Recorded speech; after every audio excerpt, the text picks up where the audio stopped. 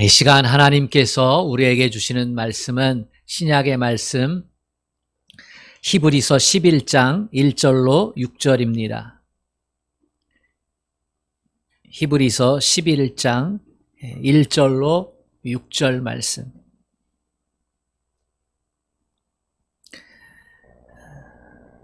신약 성경 364쪽입니다. 하나님의 말씀을 같이 교독하겠습니다. 믿음은 바라는 것들의 실상이요 보이지 않는 것들의 증거니 믿음으로 모든 세계가 하나님의 말씀으로 지어진 줄을 우리가 아나니 보이는 것은 나타난 것으로 말미암아 된 것이 아니니라.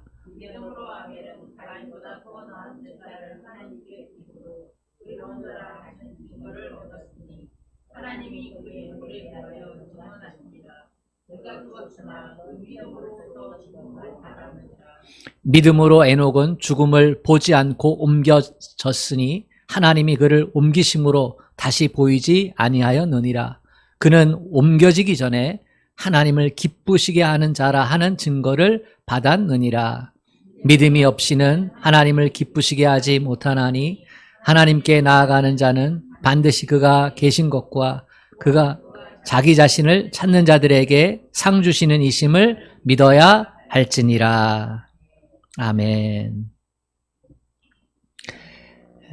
하나님 앞에 예배자가 되어서 이 시간 함께하는 모든 성도들에게 하나님께서 허락하신 귀한 은혜의 시간이 되시기를 주님의 이름으로 축복합니다. 주님만 사랑하면 아멘 합시다. 아멘.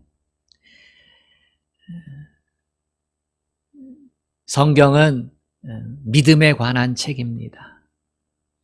성경을 기록 양식으로 분류하면 구약, 신약을 이렇게 분류할 수 있어요. 구약은 역사서, 지혜서, 예언서, 17권, 5권, 17권 이렇게 해서 39권이고요.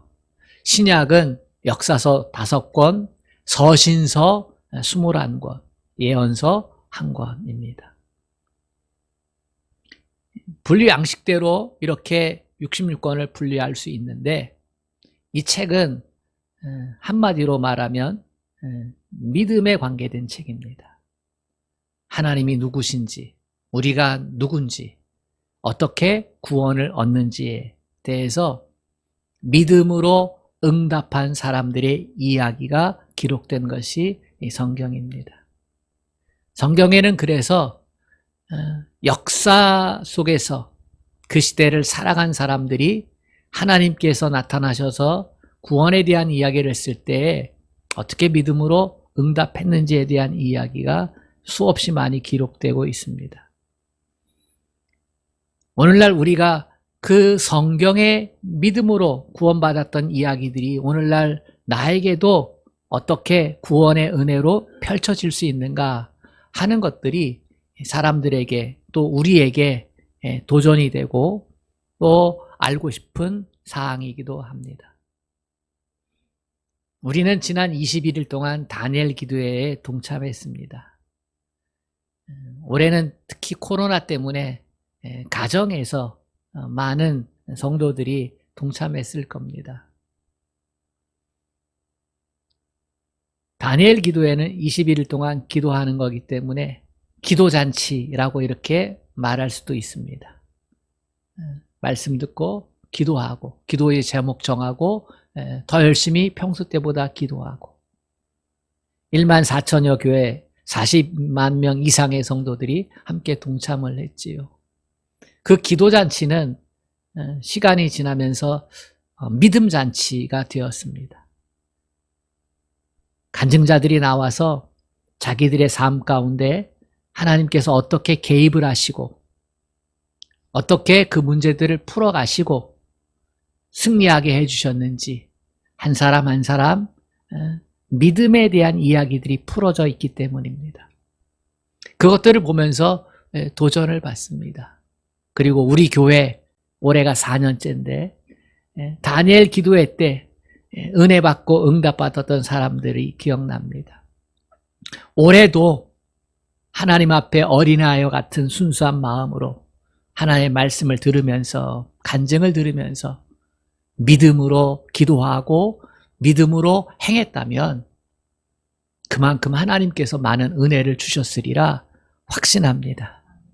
믿음은 동일하신 하나님을 믿기 때문에 어제나 오늘이나 영원토록 동일하신 하나님을 믿기 때문에 성경에서 허락되어진 그 모든 구원의 역사가 오늘도 우리에게 구원의 역사로 펼쳐질 줄로 믿습니다. 그 생생한 증거가 다니엘 기도회를 통해서 우리에게 보여지는 것이죠. 구원의 역사는 하나님의 전능하심은 성경에만 담겨져 있는 게 아니라 실제로 오늘날도 우리가 누릴 수 있고 경험할 수 있는 것이라고.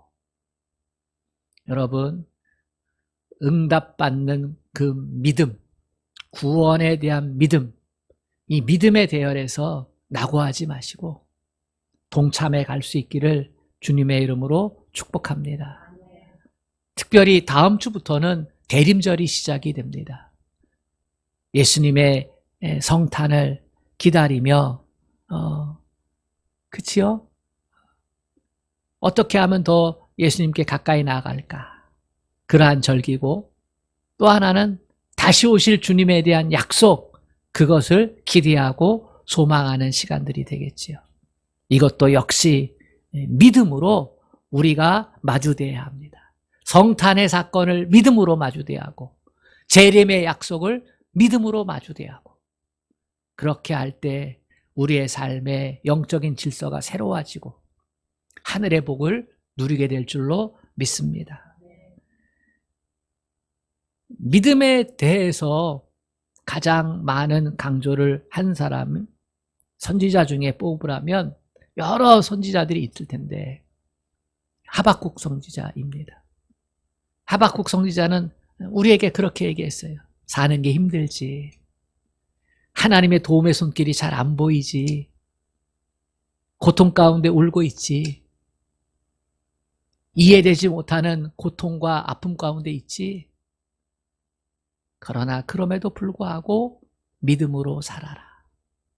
의인은 믿음으로 말미암아 살리라. 그렇게 말씀해 주셨어요. 여러분, 믿음으로 살 수 있기를 축복합니다. 왜 성경은 우리에게 그토록 믿음을 강조하며 믿음을 중요시 여기라 말씀하고 있습니까? 오직 믿음이 아니면 안 되는 일들이 있기 때문입니다. 믿음이 아니면 안 되는 일들, 그 4가지가 있습니다. 첫 번째는 믿음이 없으면 하나님을 기쁘시게 할 수 없기 때문입니다. 아멘. 하나님은 우리를 지으셨잖아요. 우리를 창조하셨거든요. 창조에는 목적이 있습니다. 우주 만물을 창조하신 데는 목적이 있고요. 가장 나중에 우리를 창조하셨을 때의 목적이 있습니다. 그것은 하나님을 반사해내면서 살라는 것이지요. 하나님의 하나님 되심을 인정하고 살라는 것이지요. 그럴 때 하나님은 가장 기뻐하시는 거예요.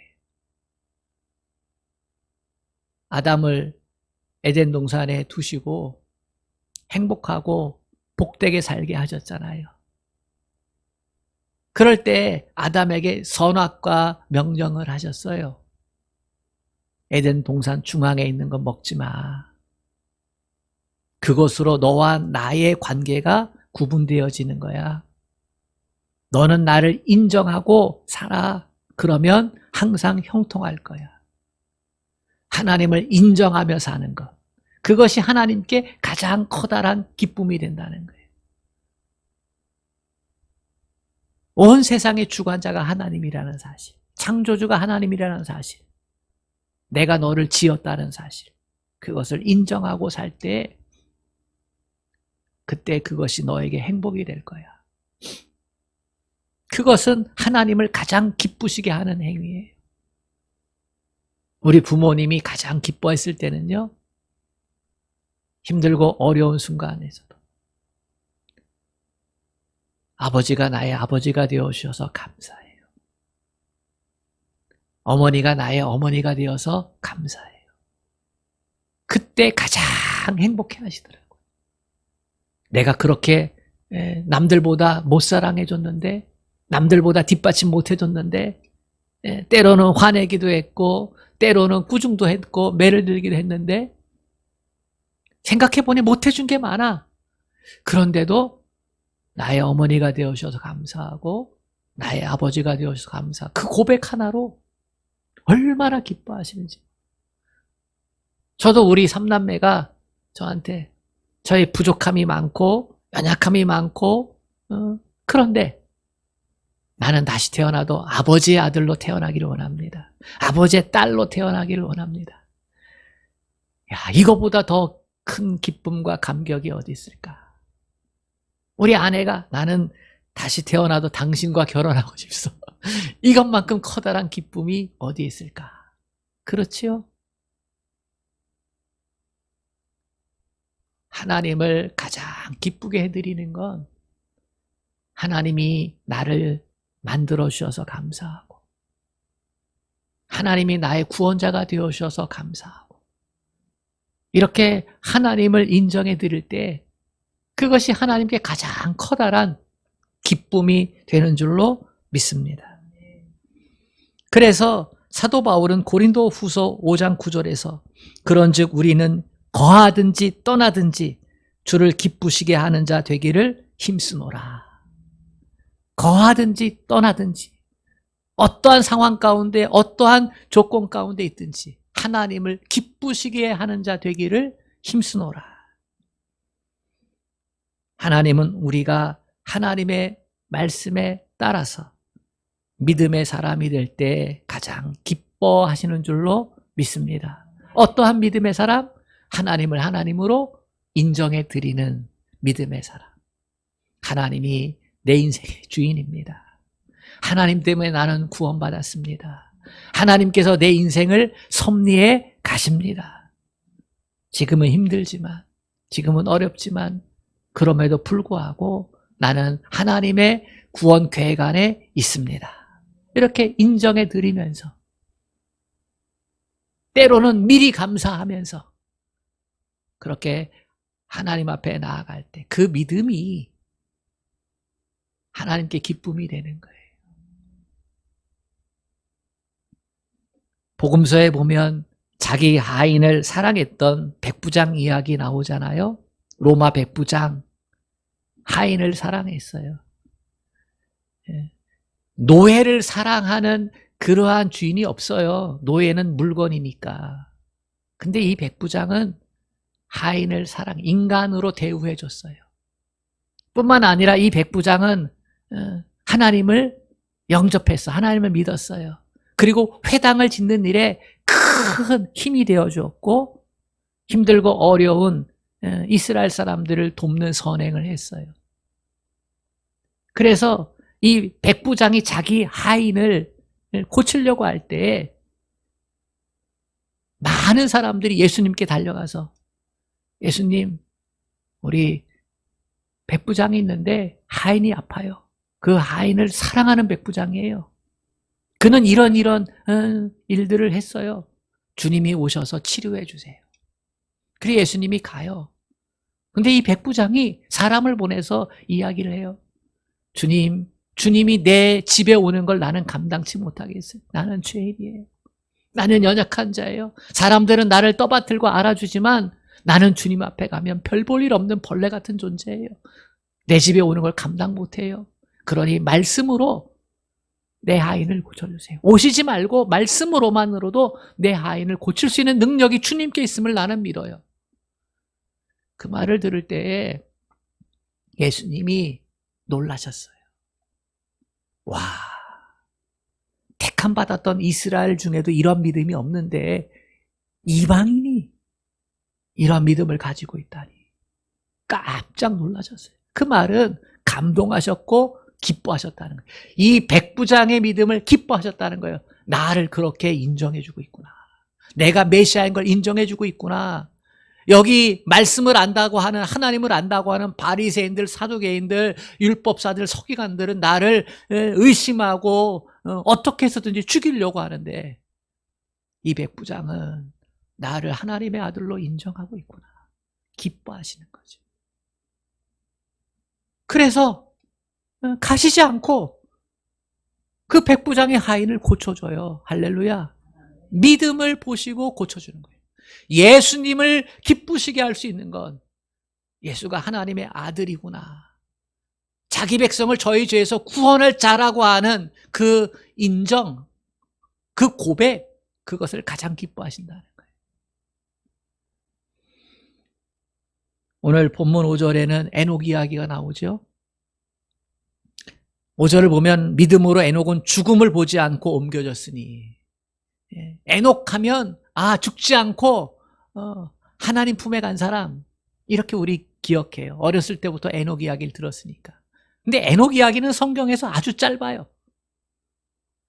성경에서 믿음의 사람 하면 아브람, 이삭, 야곱, 모세, 여호수아, 그지요? 이런 사람들 이야기는 분량이 많아요. 할 이야기도 많고. 그런데 에녹 이야기는요, 단 한 줄이에요. 뭐라고 얘기했냐면 그는 옮겨지기 전에 하나님을 기쁘시게 한 자라 하는 증거를 받았다는 거예요. 하나님을 기쁘시게 하는 자라. 어떻게 하나님을 기쁘시게 했을까? 이 에녹이라는 사람이. 그의 삶에 고난이 없었을까? 그의 삶에 억울함이 없었을까? 그의 삶에 고통이 없었을까? 아니에요. 그런데 그 고통 가운데서, 그 고난 가운데서, 그 눈물 가운데서, 그 배고픔 가운데서 하나님을 하나님으로 인정해 드렸다는 거예요. 저는 그렇게 생각해요. 하나님 맞습니다. 이해가 되지 않아도, 유익이 없어도 하나님이 나의 구원자입니다. 하나님이 붙잡으시면 나는 삽니다. 육신의 떡이 없어도 하나님만 계시면 나는 만족입니다. 사람이 보아도, 하나님이 보아도 그 증거가 있어. 그 증거가.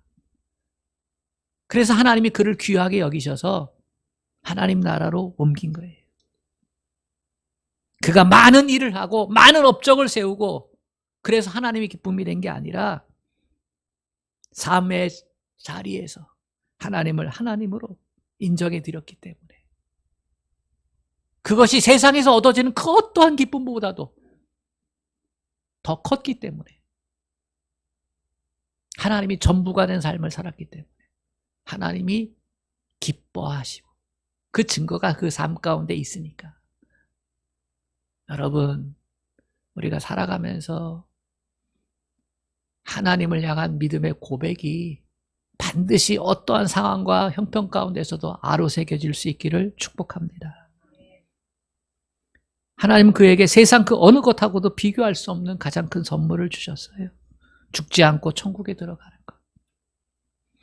성경은 사람이 한 번 죽는 것은 정한 것이라 했어요. 그래서 모든 사람은 다 죽는데 그 죽음의 과정을 거쳐야만 하는데 에녹은 그 과정을 거치지 않고 하나님께로 갈 수 있었다.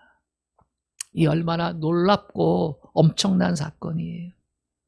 단 하나, 믿음으로 하나님을 기쁘시게 해 드렸던 증거가 있는 삶을 살았다. 여러분, 도전하세요. 여러분의 삶 가운데 하나님을 기쁘시게 할 수 있는 증거가 있기를 축복합니다. 믿음 아니면 하나님을 기쁘시게 할 수가 없으니까. 그래서 믿음 하는 거예요. 두 번째로, 왜 그토록 믿음이 중요하냐? 믿음은 구원을 이루는 절대적이고 유일한 방법이기 때문에 그렇습니다. 우리는 다 구원이 필요한 존재입니다. 왜냐하면 죄에서 벗어날 수 없고 죽음에서 벗어날 수 없기 때문에. 사람으로 태어나서 구원이 필요하지 않은 사람은 아무도 없어요. 그러니까 종교가 있잖아요. 그지요? 종교가 생겨나는 거예요. 종교 없는 민족, 종교 없는 나라가 있겠어요? 다 있어요. 고등 종교든 하등 종교든 다 있어요. 심지어는 자기 자신을 믿고 살아요. 자기가 신이 되는 거죠. 하나님 자리에 앉는 거죠. 그러니까 구원이 필요 없다 이렇게 얘기하는 건 어불성설이에요. 논리에 맞지 않아요. 그럼 구원이 뭐냐? 라고 했을 때 성경이 말하는 구원은 죄의 용서받고 영생의 복을 얻는 거예요. 아멘. 이게 구원이에요. 죄 용서받고 영생의 복을 얻게 되어지면 어떻게 됩니까? 그러면 의인이 되어지고 하나님 백성 되고 자유함을 얻게 됩니다. 아멘. 최고의 구원은 하나님 백성이 되는 것이고 자유함을 누리게 되는 거예요. 여러분, 죄인이 마음이 평안한 자 있습니까? 죄 짓고 여러분 행복해하는 사람이 있습니까? 죄 짓고 자유에 있는 사람이 있습니까? 드러나지 않아도, 나타나지 않아도, 발각되지 않아도 죄 지으면요 마음이 평안하지 않아요. 언제 드러날까? 언제 발각될까? 어떻게 죄의 벌을 받지? 이것 때문에 불안하고 이것에 눌려서 자유가 사라져요.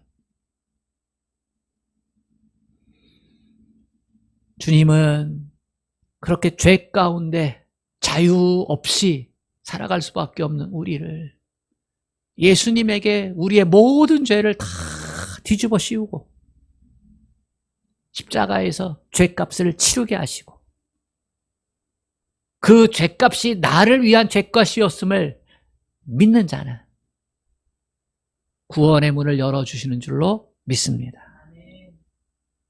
이 믿음으로 말미암아 우리가 구원에 이르는 것입니다. 다른 방법, 다른 구원은 없습니다. 오직 믿음으로만 가능한 거지. 그래서 예수님은 항상 구원을 선포하실 때마다 믿음을 언급하셨어요. 믿음을 언급하셨다. 우리의 믿음을 보시고 구원을 선포하셨다는 거예요. 12의 혈루증 앓는 여인을 향해서 따라 내 믿음이 너를 구원하였느니라. 아멘. 그 믿음을 보시고 구원을 주셨다는 거예요. 회당장 야이로의 딸을 살리실 때에도 두려워하지 말고 믿기만 하라. 그리하면 딸이 구원을 얻으리라. 사도 바울은 이 구원에 이르는 믿음을 정리해서 더 확실하게 말했어요. 에베소서 2장 8절 9절 말씀을 들어보세요. 너희가 그 은혜에 의하여 믿음으로 말미암아 구원을 받았나니 이것은 너희에게서 난 것이 아니요 하나님의 선물이라. 행위에서 난 것이 아니니 이는 누구든지 자랑하지 못하게 함이라. 무슨 말씀이세요? 구원은 오직 믿음으로만 된다는 거예요. 아멘. 행위가 아니에요. 세상의 모든 종교들은 그들의 구원에 대한 요소가 행위 구원이에요. 착하게 살아야 되고 좋은 일 많이 해서 공덕을 쌓아야 되고 인품이 훌륭하게 변해야 되고 그래야 복받고 구원받는다는 거예요. 그러나 기독교는 달라요. 오직 믿음이에요. 아멘. 오직 믿음. 출신 성분이 좋아가지고 구원받는 거 아니에요. 유대인이라고 해서 구원받는 거 아니에요. 지식이 많다고 깨달음이 많다고 도를 통했다고 구원받는 거 아니에요. 가진 것이 맞다고 구원받는 것도 아니에요. 요즘 시대의 사조처럼 자기 좋은 거 하고 살다가 그렇게 해서 구원받는 것도 아니에요. 더욱이 산에 들어가 고행을 쌓는다고 구원을 받는 것도 아니에요. 오직 구원은 우리의 믿음입니다. 예수를 믿는 믿음이 구원의 유일한 길인 줄로 믿습니다. 그러면 구원을 받는데 다른 것은 필요 없을까? 이왕이면 다홍치마라고 뭐 더 플러스 될 게 없을까? 예수님 믿어서 구원받았는데 이건 내가 어쩔 수 없는 부분이잖아. 죄 없는 사람이 대신 죄를 짊어지고 대속의 피를 흘려야 그래야 구원을 얻는 거니까. 그러니까 이건 우리가 관여할 바가 없는데 그래도 그렇지. 구원을 선물로 받았는데 양심이 있지. 내가 좀 착한 일 해야지. 내가 갖고 있는 재물 중에서 뚝 띄어서 가난한 사람 돌봐주고 장학금도 좀 주고 병원에도 좀 기증하고 고아원에도 좀 갖다 주고 그리고 내 인품을 좀 이렇게 업그레이드 해가지고 좋은 성품의 사람이 되면 그러면 하나님이 구원을 더 잘 주시는 거 아닐까? 여러분, 믿음은 구원을 위한 유일한 요소고 완전한 요소가 됩니다. 더 이상의 다른 것은 필요하지 않습니다. 사람들은 자꾸 정말 우리가 믿음으로만 구원을 받을 수 있을까 의심하고 다른 무언가를 해보려고 하지만 그러나 다 쓸데없는 일, 부질없는 것입니다. 다른 것으로가 아닌 오직 믿음으로만 구원을 받기에 하나님의 은혜입니다. 구원에 대한 값을 우리가 치룰 수가 없어요. 독생자 아들의 목숨값을 우리가 어떻게 그 무엇으로 감당할 수 있겠어요? 감당할 수 없으니까 하나님이 옛다 받아라 하고 선물로 주신 거예요. 선물은 그냥 감사로 받기만 하면 돼요. 그럼에도 불구하고 우리 마음 한구석에는 이것만 받아가지고 마음으로 받고 입으로 시인해서 받기만 하면 정말 구원이 일어날까? 라고 하는 게 조금씩 또 올라와요. 그래서 구원은 믿음 플러스 착한 일, 좋은 인격 이렇게 생각할 때가 많아요. 그러나 여러분 절대로 그렇지 않습니다.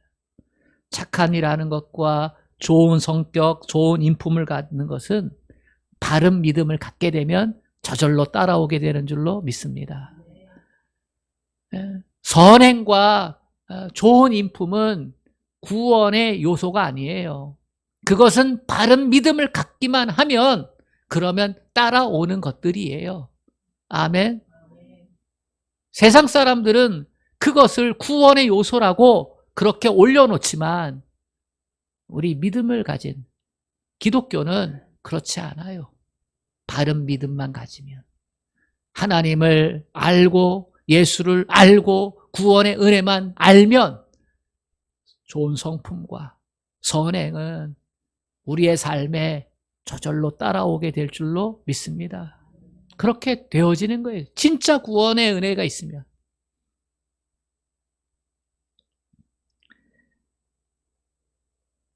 예수님께서 구원의 역사를 이루실 때 요구한 것은요, 오직 믿기만 하라는 거예요. 바로 이 믿음이 구원을 이루는 전부가 되는 줄로 믿습니다. 구원이 필요합니까? 구원을 원하십니까? 그러면 믿음으로 주님 앞에 설 수 있기를 원합니다. 주는 그리스도시요 살아계신 하나님의 아들입니다.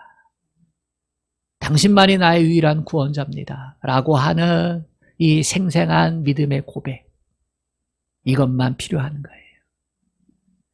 세 번째, 왜 믿음이 그토록 중요할까? 믿음은 축복의 통로이기 때문입니다. 아멘. 하나님은 모든 사람을 차별 없이 사랑하세요. 하나님은 사람을 가려서 복을 주시는 분이 아니에요. 하나님은 우리에게 복을 주실 때 일반적인 복을 주시고 특별한 복을 주셔요. 이 세상에 존재하는 모든 사람들에게 똑같은 복이 임하는 거예요. 그게 일반적인 복, 일반 은총이라고 해요. 햇빛을 주시고 바람을 주시고 공기를 주시고 그리고 땀 흘려 노력한 대로 열매를 거두게 하시고 그렇지요. 그런데 우리는 일반적인 복만 가지고 살 수가 없어요. 구원이 필요한 존재잖아요. 그래서 특별한 은혜를 주셔요. 예수 이름의 능력에 합당한 복이 있어요. 아멘. 하나님의 말씀을 믿고 따르는 복이 있어요. 아멘. 이것들을 믿음의 사람에게 주는 거예요. 십자가에서 이루어 놓으신 구원의 은혜 가운데 우리에게 예비해 놓은 복들이 있다는 거예요. 그런데 어떤 사람은 하나님의 사랑과 예비해 놓은 복들을 시시때때로 누리며 살아가는 사람이 있고, 어떤 사람은 요만큼밖에 누리지 못하는 사람이 있어요. 그 차이가 뭘까? 그건 믿음의 차이예요. 믿음의 차이 때문에 누리기도 하고 누리지 못하기도 하고, 인간적인 눈으로 보면 열심히 아둥바둥하면서 살아가면서 잘 살려고 하는데 복이 없어요. 왜냐하면 하나님이 주는 복이 막혔기 때문이에요. 여러분, 오랜 가뭄 끝에 비가 내렸어요. 두 사람이 빗물을 받으려고 항아리를 준비했어요. 동일한 크기의 항아리. 비가 그치고 한 항아리에는 물이 잔뜩 고였는데 한 항아리는 물이 하나도 없어요. 왜 그랬을까? 한 항아리는 뚜껑을 열어놓았고 한 항아리는 뚜껑을 닫아놓았기 때문이에요. 믿음은 하나님께서 부어주시는 은혜의 담비 앞에서 뚜껑을 열어놓는 행위예요. 아멘. 네. 믿음의 그릇을 예비해 놓고 뚜껑을 열어놓는 것이다. 그래서 저는 이 뚜껑을 열어놓는 모습을, 그럼 그 모습이 뭘까라고 생각을 해봤더니 그게 아멘이에요. 하나님 말씀을 들을 때 아멘, 하나님 말씀을 읽을 때 아멘, 찬양으로 하나님께 영광 돌릴 때 아멘, 기도할 때 아멘. 아멘. 아멘이죠. 아멘. 아멘은 믿음의 응답이에요. 하나님 맞습니다. 하나님 그렇습니다. 하나님 나도 그렇게 되기를 원합니다. 나도 그 일에 동의합니다. 그렇게 되어질 줄로 믿습니다. 이게 아멘이에요. 그러니까 여러분, 뚜껑을 잘 열어놓으세요. 네. 아멘을 진실하게 하세요. 아멘을 삶의 무게를 짊어지고 해보세요. 아멘은 주문이 아니에요. 아멘은 내 삶의 무게를 가지고 하는 거예요. 내 인격을 가지고 하는 거예요. 내 속사람을 가지고 하는 거예요. 내 마음의 정성을 다해서 하는 거예요. 때로는 목숨을 담아서 하는 거예요. 아멘. 그렇게 해야 하늘의 문이 열리는 것들을 내가 받아서 누릴 수가 있게 됩니다. 로마서 10장 10절에 사람이 마음으로 믿어 의에 이르고 입으로 시인하여 구원에 이른다 했어요. 믿음은 마음으로도 시작해서 입으로 완성이 되는 거예요. 축복의 삶을 원하거든 믿음을 시인하는 사람이 되어야 합니다. 말씀의 은혜, 십자가의 은혜가 믿음으로, 아멘으로 고백되어질 때 기적이 일어나고 소원이 이루어지고 하나님의 축복이 넘치게 될 줄로 믿습니다. 여러분, 그렇게 하늘의 복을 누리시기를 바랍니다. 네 번째로, 왜 믿음이어야 할까? 믿음은 시련을 극복하는 힘이기 때문입니다. 아멘. 인생에 시련이 많습니다. 목사라고 예외일 수 있나요? 아닙니다. 누구나 다 똑같은 시련을 겪게 되어집니다. 실패나 어려움 없이, 불안 없이, 두려움 없이 사는 사람이 어디 있겠습니까? 나만 죽을 것 같고 나만 고통 중에 사는 것 같은데요, 그렇지 않습니다.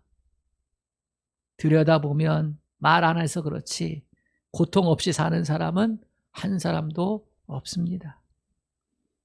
그런데 똑같은 세상을 살면서 어떤 사람은 평생 그 고통에서 헤어나지 못하고 고통을 짊어지고 사는 사람이 있고, 어떤 사람은 엄청난 고통임에도 불구하고 웃음을 잃지 않고 감사하며 사는 사람이 있습니다. 고통 중에도 웃음을 잃지 않고 감사하며 산다면, 그러면 그 이유는 딱 한 가지, 저는 믿음이라고 생각을 합니다. 믿음은 시련을 극복하는 하나님의 능력입니다. 예수님과 제자들이 어느 날 저녁에 배 타고 갈릴리 바다를 건넜잖아요. 예수님은 피곤하셔서 주무시고, 제자들은 어부 출신이 많잖아요. 풍랑이 일었어요. 갈릴리 바다를 잘 알고 있고 바다도 배도 잘 알고 있고, 그런데 이들이 죽게 될 정도의 두려움 가운데 있었어요. 엄청난 풍랑이죠. 근데 그들이 예수님을 깨우면서 우리가 죽게 됐습니다. 주님 죽게 됐습니다 하면서 벌벌 떠는 거예요. 그때 주님은 딱 한마디 하셨어요. 믿음이 적은 자여, 너희 믿음이 어디 있느냐? 너희 믿음이 어디 있느냐? 제자들이 주님과 함께 있으면서도 풍랑 때문에 두려워 죽겠다고 소리친 것은 믿음이 없었기 때문이지요. 코로나 가운데 교회도 위기지요. 그렇지 않아요? 성도들이 50% 미만으로 모이고, 경제적으로, 재정적으로도 부족하고, 큰 교회는 쓰임새가 줄었기 때문에 괜찮아요. 실질적으로 제가 그런 얘기도 들었고, 저희 나가는 게 적어서 괜찮아요. 근데 작은 교회는 고정적으로 나가는 것들이 있으니까, 재정이 약해서. 저도 이게 오래 가면서 마이너스잖아요. 어떻게 할까? 그런데요, 다니엘 기도회 하면서 하나님이 회복시켜 주시는 거예요. 회복시켜 주시는. 어제도 집사님 한 분이 전화가 왔어요. 목사님, 우리 딸 아이가 가지고 있는 소원이 있는데 그거 목사님하고 상의하고 싶어요. 약속 시간을 잡고 딸하고 같이 왔어요. 목사님, 우리 딸아이가 취직을 했는데 예전부터 첫 열매는 하나님께 드리고 싶다고 그래 얘기해 왔거든요.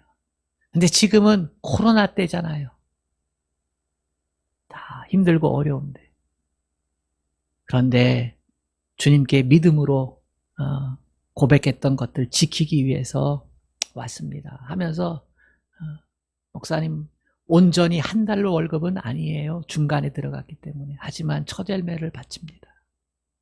그렇게 이 시대 가운데서도 믿음으로 하나님께 나오는 사람이 있는 거예요. 시련 가운데 있지만 필요하겠지만 그러나 믿음으로, 그러면서 하나님이 또 채워주시는구나.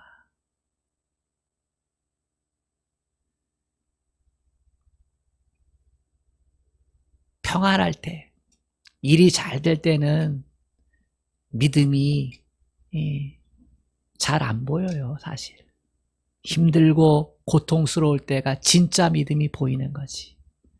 아멘. 근데 힘들고 어려울 때 진짜 하나님의 도우심이 필요한 거잖아요. 그때 우리가 믿음 없다면 그 고난과 시련 가운데서 어떻게 감사할 수 있고 기뻐할 수 있고 행복해할 수 있겠어요? 믿음이 시련을 이겨냅니다. 아멘. 하나님께서 그렇게 우리를 살아가도록 조건을 허락해 놓으신 거예요. 믿음으로 시련은 이길 수 있다. 아멘. 내가 보는 것만 보지 마세요. 내가 보는 것만 보지 마세요. 시련 가운데서 내가 보는 것, 내가 붙잡은 것만 보지 마세요.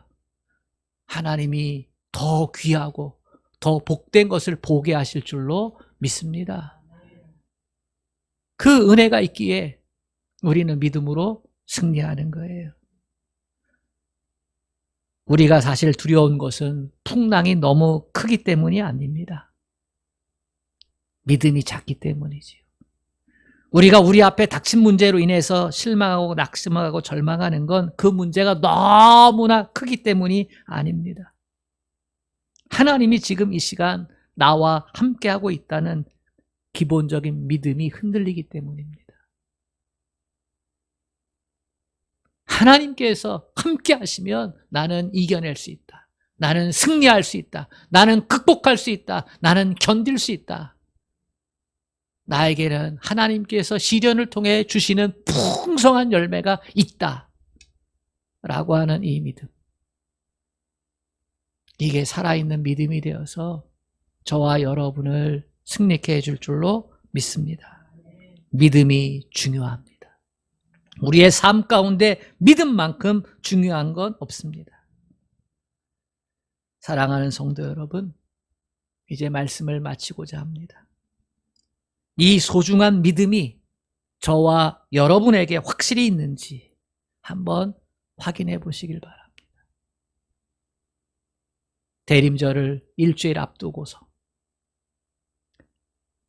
21하루간의 다니엘 기도회를 어제 간증으로 마무리하면서 나에게 그렇게 믿음으로 응답되어진 삶의 모습들이 있는가?